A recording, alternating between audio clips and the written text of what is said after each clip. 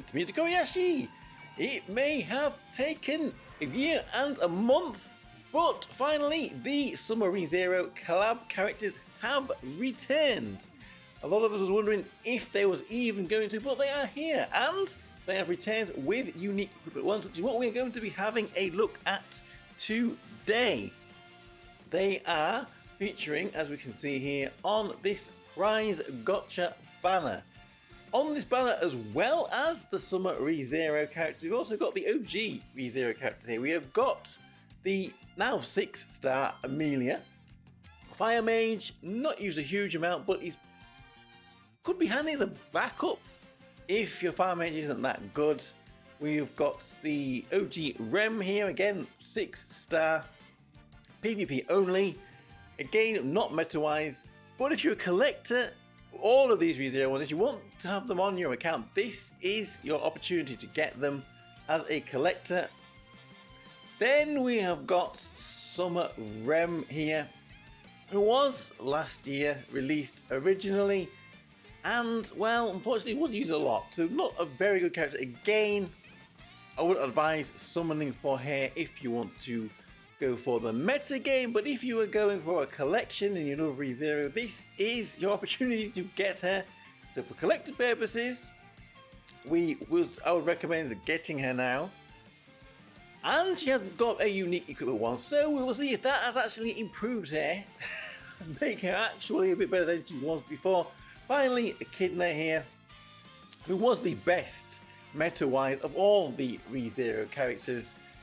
Get her if you can on Dark Magic. She was used a lot from her release, but not so much in the last few months. Has this unique equipment helped her become a little bit stronger? So that is the returning prize gotcha banner. The third character that we shall have a look at first is free to play, the Summer Amelia, and you can get some Amelia if you don't have it from the story event. You can grind out her shadows from here. Very worthwhile doing to get her to her 5-star. Put this unique equipment on her. So we're going to have a look at her first then. This Summer Amelia here. It was a Wind Mage character. Where is she for me? I have her at 4-star still. So we will be grinding out a lot of shadows. We get a lot from prize gotcha in that story event. She is a Wind Mage character, mostly for PvP though. She does AoE damage, lowers enemies' action speed too. Her kit is very well set out for PvP, but it's this skill 1 that we are interested in today. We can see that her skill 1 summons a creature, this Ice Wall. This is a pretty cool mechanic. Behind the 3rd enemy in front, this barrier, it kind of means that anybody behind it has to attack the wall. It can't attack you or your team, which is pretty cool. To this point, over and negates physical and magical damage. Actually, does disappear after a set amount of time. Anyway, well, let's have a look at her unique equipment then. And this is a unique equipment. As we can see, it improves physical defense, magical attack, and magical defense stats as you level it up, as well as improving a passive on this skill 1. So here's the improved passive for this skill 1, and you see she will gain on top of what she had before a 2-second freeze within 200 range from the 3rd nearest enemy.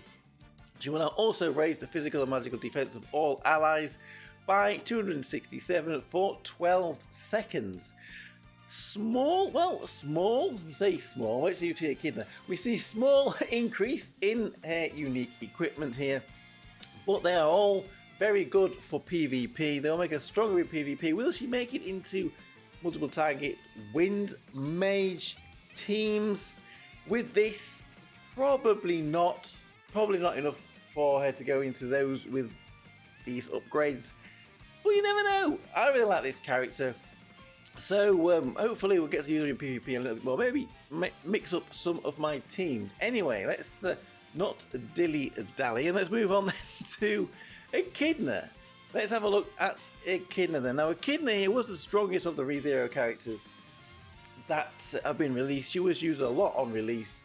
A very strong single target mage DPS who has her own revive as well. When she revives, she gets stronger defensively.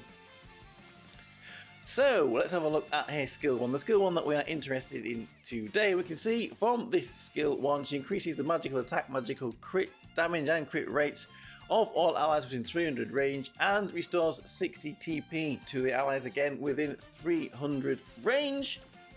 She has, of course, a unique equipment that we are looking at today, the Witch's Tea set. Do you want to drink the Witch's Tea? Might make you need the toilet. Anyway, magical attack and magical crit rate are improved as you level up this unique equipment. Good for a DPS. And the passive has been improved as well. So on top of what she had before, what has she been given? The attack support, the magical attack, crit rate and crit damage, duration has been increased from 12 to 18 seconds. And more or less that's it. She has been given, and this sounds pretty big, she has now been given action speed to all allies within 300 range by 160 times. It's not the 200 times that we see from Eris. But would you really not be running Eris on a team? I honestly think this action speed increase on the passive is kind of pointless. Like, as I said, you're probably running Eris on a Dark Mage team, even if you're running a Kindler as well. So, in effect, it seems like she's just been given an increased duration to the attack support. Very, very small. But she was okay before. Will this bring her back into favour? We will have to see. I think they could have maybe given him a little bit more with this unique equipment. Okay, so let's move on. We can see what that does for her. Maybe I'm wondering if it's actually that much. The last character we don't have here is Summer Rem. So let's have a look at Summer Rem. So here we have the Summer Rem, and she is a tank character. Well, I would say sub-tank. Looking at these stats, the hit points and defensive stats could be a little bit higher, but a character that could potentially tank for you, that can do respectable damage. She also switches her attack patterns on her first union burst. So let's have a little look at the skill 1s that we're interested in. This first skill 1 will only be done once or twice before she does a union burst. It just deals physical damage to a single target enemy in front and boosts her own physical attack. Once she's done her first union burst, she will go into Oni mode here, and she will only use these special skills in her loot pattern. So the special skill 1 has also been upgraded with this unique equipment. But what does it do before the unique equipment? We can see here that it deals massive physical damage to an enemy in front, which increases by the amount of mania tokens that she has. She recovers her own TP by 200 and deals damage to her allies. A bit of a demon. Anyway, let's have a look at her unique equipment. We're going to have to just jump into Yukari notes for this to make it a little bit clearer. Here is her unique equipment here. Here's Summer Morningstar, which gives her physical crit rate and physical attack. They are definitely leaning into more damage for this character. The skill 1 that has been improved, which you won't get to use too many times, has basically all it's been given is the modifier of the damage has gone from 3.6 to 5.2 times physical attack, which is not a lot, but we're not going to be using this skill very often with Summer Rem. It is this here, a special skill 1 that has been upgraded, which is the one that's going to matter, the one that she's going to be using most during the battle. And with this, she has gained a second instance of single target damage, which has the same modifiers as the first, and again this will get stronger the more mania marks that she's got. She will also now reduce physical defense of the attacked enemy by 72. So quite a good upgrade, I think, for this Summer Rem here. She was a character, well, I think the character that she most resembles will be the Summer Sheffy. Summer Sheffy is the tank for this light physical team.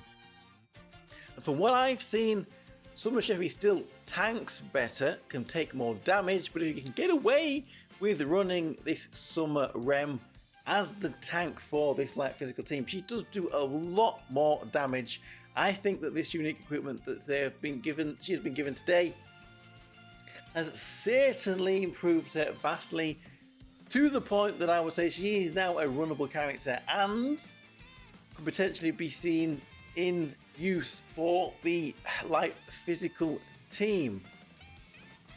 As for Echidna then, well, let's have a look how she has been improved. We'll just run a single target dark magic team against this boss here. We can compare her damage to Princess Carol here, although what I think we're really going to be looking at here is how much extra damage her allies do with this extra 6-second duration of her attack support.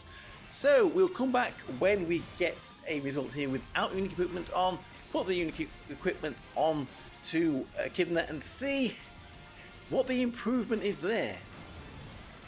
We're coming back in at the end of the first fight here without unique equipment on, and we can see what's the damage we're going to get here. Total damage over 700 million, 710 million it seems.